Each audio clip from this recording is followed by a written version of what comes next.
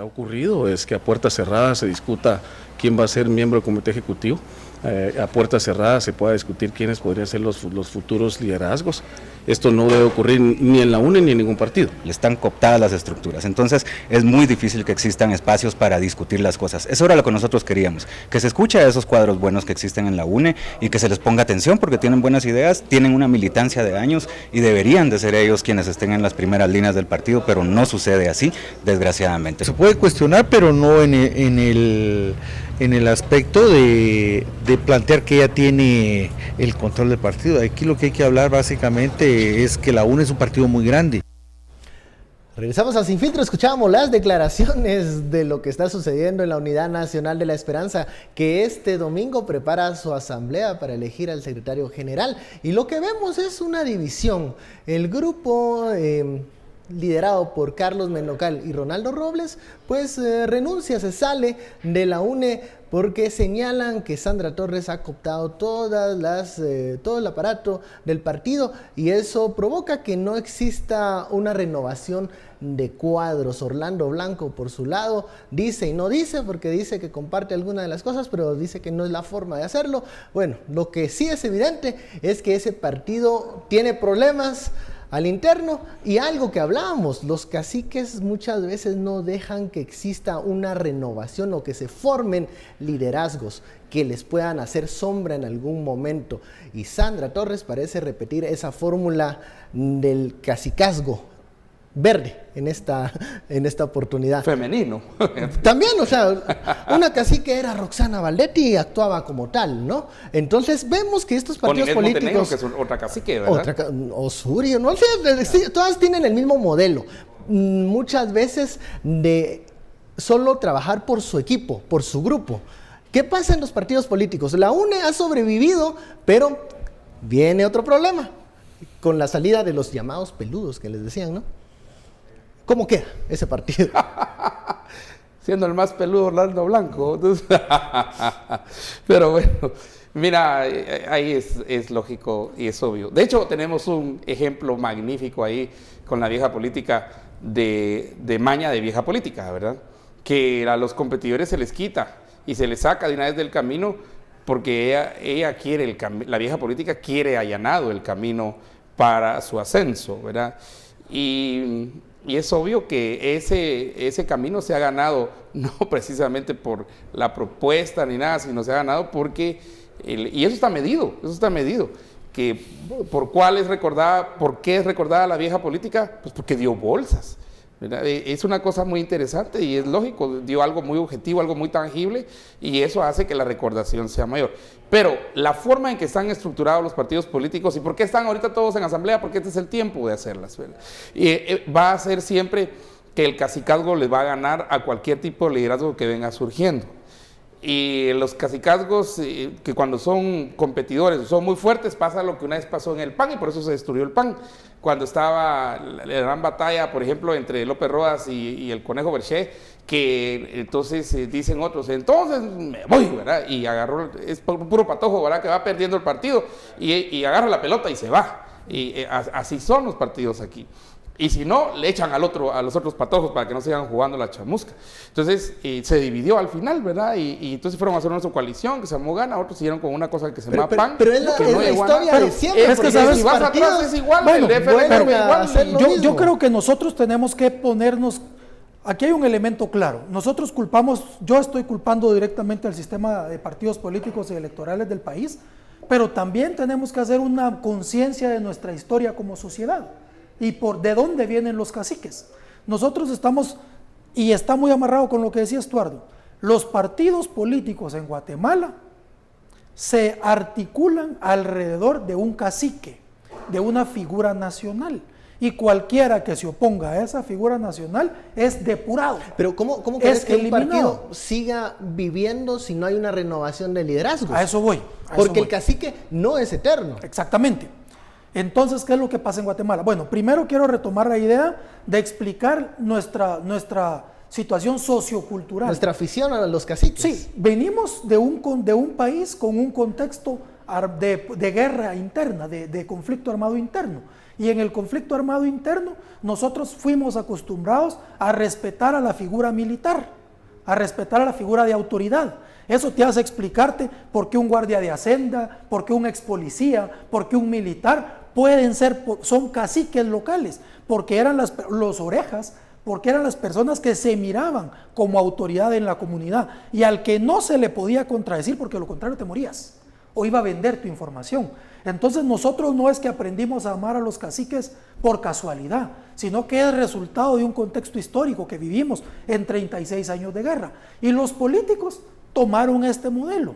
Tenemos ahí, pensemos en todos los partidos políticos que han habido en Guatemala, todos han sido creados con cacicazgos. Y eso es lo que nosotros llamamos la vieja política, que sigue ahí, que es lo que toca. Bueno, lo que toca es construir una nueva política.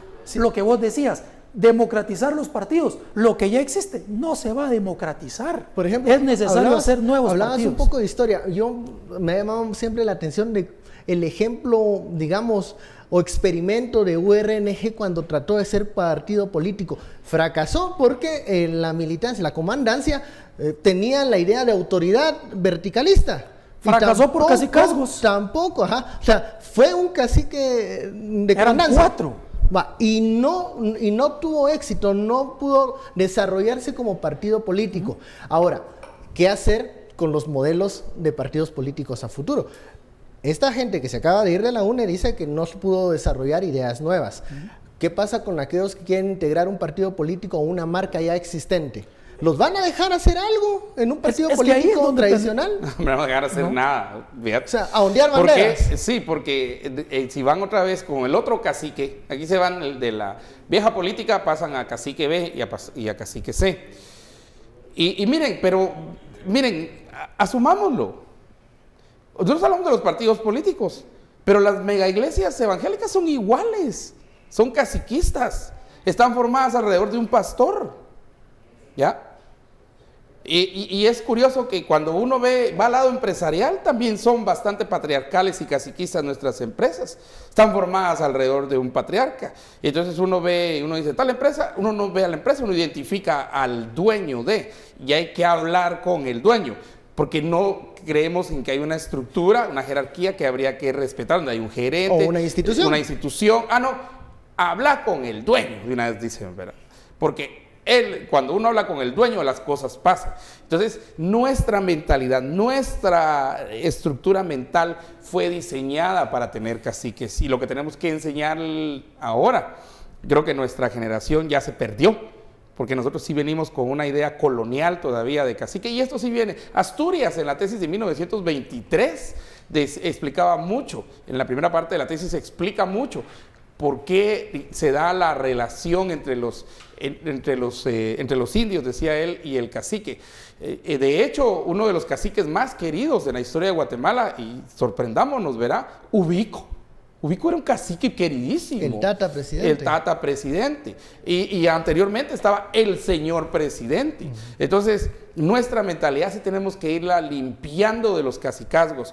Los cacicazgos son conjuntos de intereses, personas con intereses, generalmente redes familiares, como dice el estudio Petén, que buscan sus propios intereses. ¿No sería bien plantear liderazgos que tengan plazos de tiempo cortos para que exista una renovación de líderes, formación de cuadros? Porque, a ver, esto no se puede componer con leyes, ni con normas que estén impresas en papel. Esto se compone con prácticas. A ver. Renovación de cuadros, formación de cuadros en partidos es algo que a mí es una tarea pendiente que no conozco aún.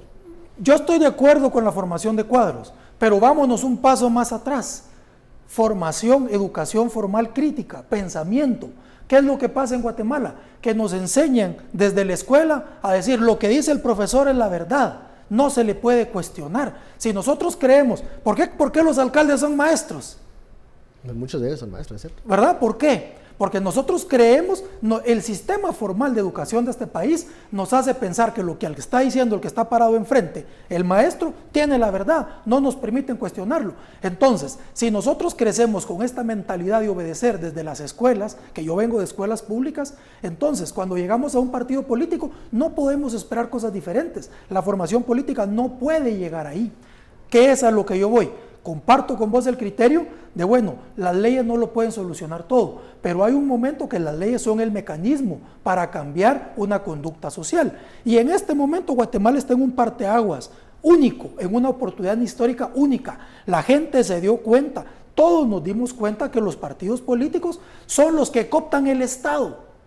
Los partidos políticos tradicionales tienen comprada la justicia, tienen compradas los ministerios, tienen comprado el Congreso, tienen compradas las empresas, tienen comprado muchos canales, mucha comunicación. Entonces, ¿qué es lo que hay que hacer? La única alternativa que tenemos en estos momentos es cambiar la ley electoral y de partidos políticos en 2 o 3 sentidos. Número 1, permitir partidos políticos distritales, para que personas de una localidad se puedan postular, personas limpias que no tengan toda esa capacidad económica para entrar a un partido nacional. Número 2, podemos empezar, ven por lo que planteabas. Ahorita estamos en una etapa de cambio y no queremos ver un político 25 años en el Congreso. Pues digamos que una elección no puede ser más de 2 años. Y para eso no tenemos que tocar la Constitución. Con eso podemos hacer reformas a la ley electoral que nos pueden permitir empezar por eso. Pero ¿saben qué es lo que pasa? Si nosotros no empezamos siquiera por lograr que personas diferentes lleguen al Congreso, no esperemos que hayan cambios. ¿Por qué? Porque ellos aprueban las leyes. Mientras tengamos a los mismos partidos tradicionales postulando diputados que llegan por tener poder económico, por comprar la ficha, no pueden haber cambios. Bueno, vamos a un Mientras corte. haya pueblo, habrá caciques. Bueno, y como sigue funcionando el sistema, Mientras haya pueblo. hay caciques muy eficientes, ¿eh? Bueno, vamos a una pausa, seguiremos hablando de qué pasa en la UNE y bueno, del papel del cacicazgo de doña Sandra Torres. Volvemos luego del corte.